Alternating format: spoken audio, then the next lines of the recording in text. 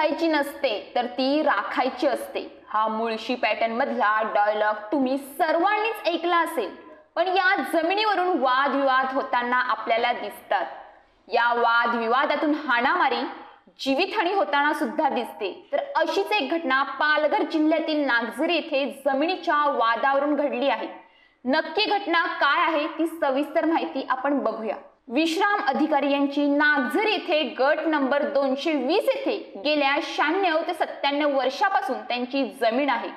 जमिनीला त्यांनी cement pole आणि काटेरी कुंपण घातलं होतं। कुंपण तुटले होते म्हणून 1 जून 2024 रोजी अधिकारी परिवार ते कुंपण दुरुस्तीसाठी त्या ठिकाणी गेले असता त्या ठिकाणी पावडे परिवार आले आणि त्यांनी सांगितले की ही जमीन आमची आहे, तुम्ही ह्या जमिनीला कुंपण करू शकत नाही आणि तिथे त्यांनी भांडणे केली। त्यानंतर अधिकारी परिवाराने 2 जूनला मनोर पोलीस स्टेशन मध्ये त्यांच्या विरोधात गुन्हा नोंदवला। त्यानंतर हे प्रकरण पालघर कोर्टामध्ये गेले असता कोर्टामधून हा निकाल अधिकारी परिवाराच्या बाजूने लागला। तर 4 जानेवारी 2025 ला हा निकाल अधिकारी यांच्या बाजूने लागला। त्यानंतर अधिकारी परिवार त्या जागेवरती कुंपण घालण्यासाठी गेले असता त्या ठिकाणी पुन्हा पावडे परिवार आले आणि त्यांनी मारामारी करण्यास सुरुवात केली। सकाळी 10 वाजता ही घटना घडली। तर 27 जानेवारीला अधिकारी आणि पावडेमध्ये मोठ्या प्रमाणात हाणामारी झाली। अक्षरशः हाणामारीमध्ये पावडे परिवाराने लोखंडी सळई लाकडी दांडुक्यांचा वापर केला आहे। तर या हाणामारीमध्ये वीणा अधिकारी, रंजना अधिकारी, सविता अधिकारी, समीर अधिकारी, तुळशीराम अधिकारी यांना लोखंडी सळई तसेच लाकडी दांडक्याने कमरेवर, पायावर, पाठीवर, पोटावर आणि छातीवर मोठ्या प्रमाणात मारहाण केली आहे। तर पहिल्यांदा या जखमींना मनोर येथील ग्रामीण रुग्णालयामध्ये दाखल करण्यात आले। त्यानंतर पुढील उपचारासाठी त्यांना बोईसर येथील तुंगा हॉस्पिटलमध्ये दाखल केले। त्यानंतर धुंदलवाडी येथील दवाखान्यात दाखल केले। तर आता त्यांची प्रकृती गंभीर झाल्यामुळे त्यांना मुंबई येथील कोकिळाबेन रुग्णालयामध्ये दाखल करण्यात आले आहे। निर्धास्त पावडे, नितेश पावडे, प्रदीप पावडे, महेश पावडे, निलेश पावडे आणि जयेश पावडे यांनी या अधिकारी परिवाराला मोठ्या प्रमाणात मारहाण केली असल्याची तक्रार विश्राम अधिकारी यांनी दिली आहे।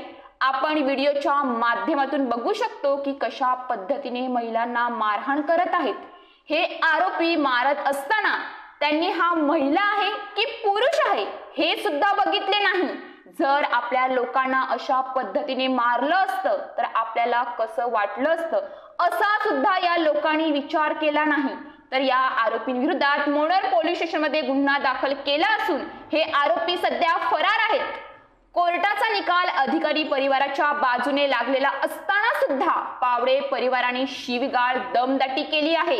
तसेच आम्ही कोर्टाच्या आदेशाला फाट्यावर मारतो, आम्ही कुणाच्या बापालाही घाबरत नाही, मी मेलो तरी चालेल पण आज तुमचा जीव घेईन अशी शिवीगाळ करून मारण्याची पावडे परिवाराने धमकी दिली असल्याची तक्रार मनोर पोलीस स्टेशन मध्ये दाखल आहे। खरोखरच जमिनीच्या तुकड्यावरून सध्या एकमेकांचा लोक जीव घेत आहेत। ह्या लोकांना शासनाचा धाक सुद्धा राहिला नाही। अशा लोकांवर कठोरात कठोर कारवाई होऊन जास्तीत जास्त शिक्षा व्हायला पाहिजे अशी नागरिकांकडून मागणी होत आहे।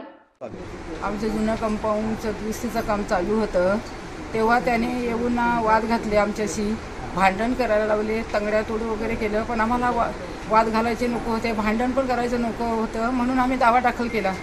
दावा दाखल केल्यानंतर आमच्या बाजूने निर्णय लागला म्हणून आम्ही ते कंपाऊंड परत करायला गेलो। काल असताना आम्हाला, माझ्या बहिणीला, मला खूप मारहाण केली, लोखंडाच्या रॉडने सलया घेऊन मारहाण केली आणि माझ्या मुलाला पण आणि माझ्या भावल्याला पण ती वगैरे खूप मारलं मला आम्हाला।